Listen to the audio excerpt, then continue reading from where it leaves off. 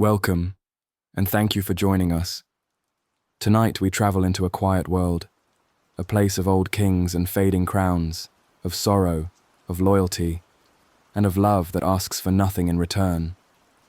This is William Shakespeare's King Lear, told slowly, gently, as if through the pages of a dream. Let go of the day, let each word drift like falling leaves. Let each image settle softly like morning mist across an ancient field. This is not a tale to rush. It is not a story of action, but one of unraveling. Let us begin. We begin in a grand hall, somewhere in a Britain long before time was measured. King Lear, old and wearied by rule, stands before his court. His white beard hangs low. His crown rests heavily, not in glory, but in burden. He has made a decision. He will divide his kingdom among his 3 daughters, Goneril, Regan, and Cordelia. But before doing so, he asks each to declare her love for him. Goneril steps forward first. Her words are rich and elaborate, dripping with praise. She says Lear is dearer to her than eyesight, liberty, or life. Then Regan follows. Not to be outdone, she echoes her sister's sentiments, claiming that only Lear holds her heart. Finally, it is Cordelia's turn. She is the youngest, Lear's favorite, yet her voice is still. She speaks plainly. Nothing, she says. Lear asks again. She replies, I love your majesty according to my bond, no more nor less.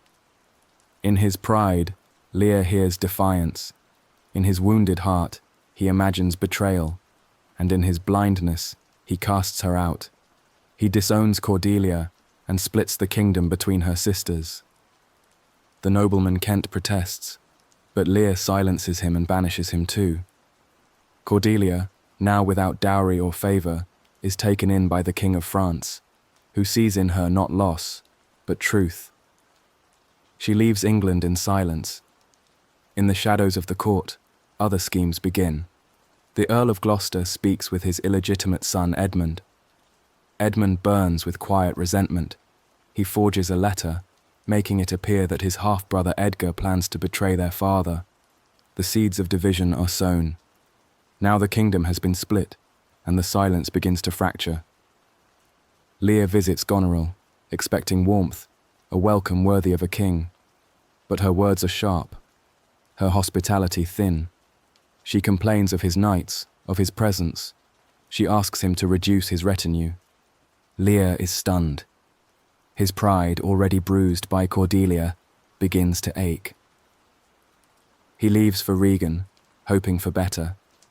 But Edmund, continuing his quiet schemes, has already begun sowing discord between Gloucester and Edgar. Gloucester now sees his good son as a traitor and drives him away. Meanwhile, Lear finds no comfort with Regan. She too sides with her sister. The 2 women now share not just land but cruelty. They strip Lear of dignity, of protection, of the symbols of power he once held.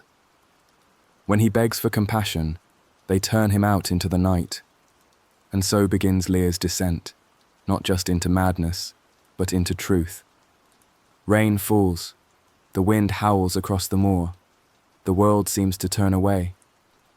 Lear, once a king, now wanders through the elements, alone but for the fool, and for Kent, who remains near in disguise. Here in this storm, Lear begins to awaken.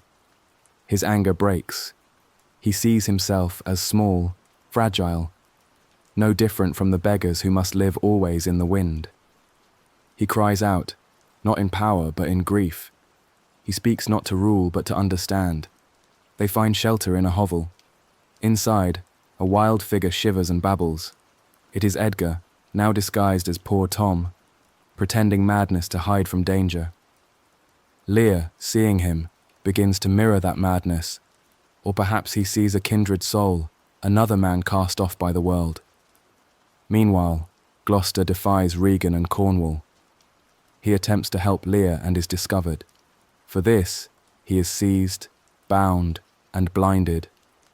His trust in Edmund proves fatal, for it is Edmund who betrayed him, And now Gloucester too is cast out, blind, broken, yet strangely more clear-sighted than before. Time passes. The storm, both outside and within, begins to quiet.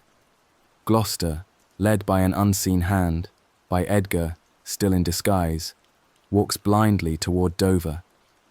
He longs only for death, not knowing his son walks beside him. Meanwhile, Lear wanders the fields. He speaks with the birds, with heaven, with ghosts of the past. He is a king only in name, yet in this brokenness he becomes wise. And now Cordelia returns. With the King of France, she leads an army not of conquest, but of rescue. She brings compassion to a land that has forgotten it. In a tender scene, Lear and Cordelia are reunited. Lear falls at her feet. He begs forgiveness. But she does not scold. She does not remind him of what he cast away. She simply embraces him. "Thou art a soul in bliss," he says. For the first time, peace seems near. The end comes not with grandeur but with quiet. War breaks out between the French and English forces. Lear and Cordelia are captured.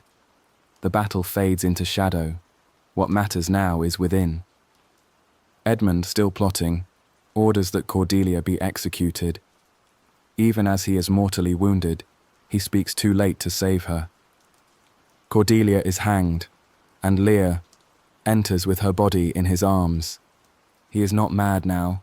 He is a father, a man broken by love. He cradles her. He listens for breath. He hopes. But there is none. Kent arrives, Edgar too. But Lear cannot stay. With the last of his strength, he speaks, of never, of always, of nothing. And then he is gone. The kingdom falls silent. And now the tale has ended. A story not of triumph, but of tender tragedy. Lear gave all to be loved, but only found truth when he had nothing left. Cordelia spoke simply, and it cost her dearly. But through her silence, she endured. Thank you for staying with us, for resting in this story. May you sleep well, and may the quiet stay with you.